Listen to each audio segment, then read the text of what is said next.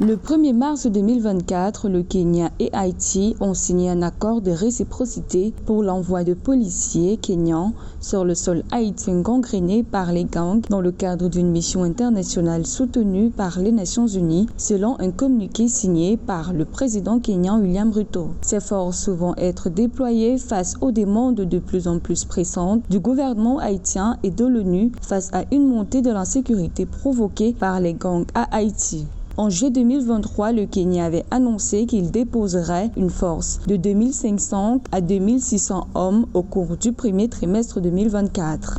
Today, March 1st, 2024, I am pleased to inform that Prime Minister Ariel Henry. Aujourd'hui, 1er mars 2024, je suis fier d'annoncer que le Premier ministre Ariel Henry et moi avons témoigné la signature de cet instrument. Nous avons également échangé sur les prochaines étapes vers le déploiement rapide de cette force. Et l'importance significative et urgente de cette mission ne peut plus être débattue. C'est une mission pour l'humanité. Cannot be overstated.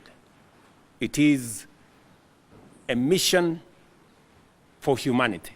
Depuis l'assassinat en 2021 du président Jovenel Moïse, Haïti fait face à une grave crise politique, sécuritaire et humanitaire. Des gangs armés ont pris le contrôle de pans entiers du pays et le nombre d'homicides a plus que doublé en 2023. Le secrétaire général des Nations Unies, Antonio Guterres, a insisté le 28 février sur l'importance de parvenir à une solution politique en Haïti où l'arrivée d'une force internationale pour aider la police locale à juguler la violence des gangs ne saurait suffire. The signing ceremony we have witnessed is the final step in the response that has. Cette cérémonie de signature dont nous avons témoigné est l'étape finale de la réponse aux déboires des populations haïtiennes, des femmes haïtiennes, des enfants haïtiens, de la société civile et de la société haïtienne tout entière, afin qu'elles puissent avoir un état paisible pour y vivre, afin qu'alors toutes les populations puissent contribuer au développement d'Haïti, à la sécurité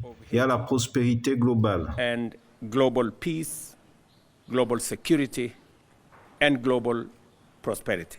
Rappelons que fin février 2024, 5 pays, dont le Bénin, avec plus de 1500 hommes, ont notifié à l'ONU leur participation à la future mission. Les autres membres de cette mission sont les Bahamas, le Bangladesh, la Barbade et le Tchad, selon le porte-parole du secrétaire général de l'ONU.